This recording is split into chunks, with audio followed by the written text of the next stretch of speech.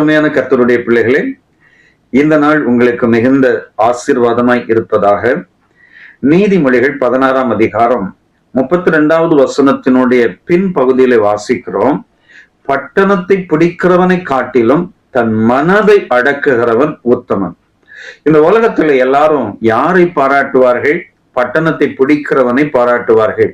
ஆனால் பரிசுத்த வேதம் மனதை அடக்குகிறவர்களை பாராட்டுகிறது. அப்படியானால் ஒரு மனுஷனுடைய மனது அடக்க முடியாததாய் இருக்கிறது. சிலரே சொல்லுவாங்க, நான் ஜெபிக்கிறேன் பிரதர், உதடுகள் அழகாய் ஜெபிக்கிறது, ஆனால் என் மனது என்னிடத்தில் இல்லை, என்னுடைய நினைவுகள் என்னிடத்தில் இல்லை. வேத வசனம் வாசிக்கிறேன், நான் என்னுடைய உதடுகளாலே வாசிக்கிறேன், ஆனால் என்னுடைய நினைவுகள் என்னிடத்தில் இல்லை. நான் ஆண்டவரை ஆராதிக்கிறேன், உடல் அசைவுகள் ஆண்டவரை ஆராதிக்கிறது, வார்த்தைகள் ஆராதிக்கிறது, ஆனால் என் மனது என்னிடத்தில் இல்லை.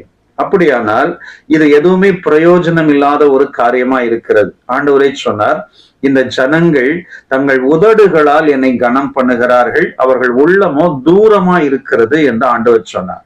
அப்படியானால் நிறைய மனதுகள் பாதிக்கப்பட்டிருக்கிறது. அந்த மனதுகள் எப்படியெல்லாம் ஒரு மனுஷனுடைய வாழ்க்கையை பாதிக்கிறது என்று வேத வசனத்திலே வாசிக்கும் போது, சிலருடைய மனது ஏசாயா 29ஆம் அதிகாரம் 24வது வசனத்திலே வாசிக்கிறோம், வழுவி போகிற மனதை உடையவர்கள். சிலருடைய மனது அடிக்கடி வழுவி போய்கிட்டே இருக்கும், ஒரு ஸ்திரத்தன்மையாவே இருக்காது. வேத வசனம் சொல்லுகிறது, ஏசாயா 26:3வது வசனத்திலே, உம்மை உறுதியாய் பற்றி கொண்ட மனதை உடையவன் உண்மையே நம்பி இருக்கிறபடியால் அவனை பூரண சமாதானத்துடன் காத்து கொள்வேன். அந்த வசனத்தை அப்படியே திரும்ப சொல்லி பாருங்களேன். உண்மை உறுதியாய் பற்றி கொள்ளாத மனதை உடையவர்கள் அவர்கள் வாழ்க்கையிலே வழுவி போய் கொண்டே இருப்பார்கள். அப்படியானால் மனது அவர்களுடைய வாழ்க்கையிலே அவர்களுடைய கண்ட்ரோலை விட்டு தாண்டி போகிறது. இன்னொரு வசனம் சொல்கிறது, 2 கொரிந்தியர் 4ஆம் அதிகாரம் 4வது வசனத்திலே, அவர்களுடைய மனதை பிசாசு குருடாக்கி வைத்திருக்கிறான். நீதிமொழிகள் 23ஆம் அதிகாரம் 17வது வசனத்திலே, அவர்களுடைய மனது பாவிகள் மேல் பொறாமை கொள்ளுகிறது. ஆக இப்படிப்பட்ட மனதினாலே நாம் என்ன செய்கிறோம் என்றால், தேவனை ஆராதிக்கிறோம், தொழுது கொள்ளுகிறோம். அதனால்தான் நமக்கு மனதிலே நிறைய போராட்டங்கள், சஞ்சலங்கள், தவிப்புகள் எல்லாம் வருகிறது. மன அமைதி இல்லாமல் போய்விடுகிறது. அப்படியானால் என்ன செய்ய வேண்டும்? இந்த மனதை கண்ட்ரோல் பண்ண வேண்டும், இந்த மனதை அடக்க வேண்டும். அதனால்தான் வேத வசனமும் நமக்கு சுட்டி காண்பிக்கிறது, பட்டணத்தை பிடிக்கிறது முக்கியம் அல்ல, மனதை அடக்குகிறது தான் முக்கியம். அப்படியானால் மனது அடக்கப்படும் போது அங்கு ஆவிக்குரிய வாழ்க்கை ஸ்திரத்தன்மையா இருக்கும். அந்த மனதை அடக்குகிறதற்கு தான் பலர் யாகங்கள், பல காரியங்களே அவர்கள் பல மதத்தினர் செய்கிறதை நாம் பார்க்கிறோம்.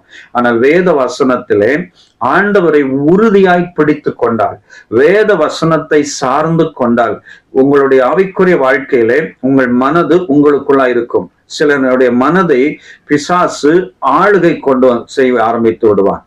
பாருங்கள், ஒரு மனிதன் கல்லறையில் இருக்கிறான், அவனுடைய வாழ்க்கை சரீரத்துக்குள்ளாக பல லேகியோன் பிசாசுகள் இருக்கிறது.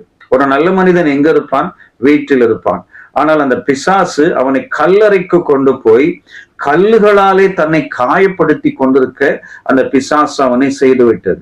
அப்படியானால் அவனுடைய மனது பாதிக்கப்பட்டு விட்டது. அந்த ஆவியை ஆண்டவர் துரத்தின உடனே, அந்த அசுத்தாவிகள் போன பிற்பாடு அந்த மனிதன் மிக தெளிவானவனாக மாறிவிடுகிறான். நம்முடைய மனதும் அப்படித்தான். சில நேரம் என்று சொல்லுவாங்க, பிரதர் சடனா கோபப்பட்டுட்டேன், சடனா எரிச்சல் ஆயிட்டேன், சடனா கெட்ட வார்த்தை வந்துட்டது, என்னை அறியாமல் வந்துட்டது அப்படின்னு சொல்லுவாங்க. அப்ப அந்த மனதில் இருக்கிறது வெளியில வருது. முதல்ல மனதை சரி பண்ண வேண்டும். வெளியில சரி பண்ணுகிறதை காட்டிலும் மனதை சரி பண்ணி மனதை அடக்கினால் நாம் ஆவிக்குரிய வாழ்க்கையிலே மிக தெளிவா இருப்போம். நம்முடைய ஜீவியத்திலே நாம் என்ன வேண்டிக் கொள்கிறோமோ அந்த காரியத்தை ஆண்டவர் செய்வார். சில நேரம் சிலருடைய ஜெபம் செய்கைகள் எல்லாம் சரீர தோற்றத்தின்படி அழகா இருக்கும், ஆனால் மனது பாதிக்கப்பட்டிருக்கும். முதலாவது சரி செய்ய வேண்டியது உள்ளான மனுஷனை சரி செய்வோம். நிச்சயமாய் தேவன் பெரிய அற்புதத்தை செய்வார். உள்ளான மனுஷனை இயேசுவின் இரத்தத்தினாலே கழுவி, இயேசு கிறிஸ்துவின் வசனத்தினாலே நிரப்பி, உள்ளான மனுஷனை எபேசியர் 3:16 படி ஆவியானவரின் வல்லமையினால் நிரப்பி நம்முடைய ஆவிக்குரிய வாழ்க்கையை காத்துக்கொள்வோம். இந்த நீதிமொழிகள் வசனம் நம்முடைய வாழ்க்கையில உறுதிப்படும். பட்டணத்தை பிடிக்கிறவனை காட்டிலும் மனதை அடக்குகிறவன் உத்தமன். சேர்ந்து ஜெபிக்கலாமா? அன்பு நிறைந்த பிதாவே, எங்கள் வாழ்க்கையில எங்களுடைய தோற்றம் முக்கியமல்ல, எங்கள் செய்கைகள் முக்கியமல்ல, எங்கள் மனது உண்மையே சார்ந்து உம்மோடு கூட இருக்க வேண்டும்.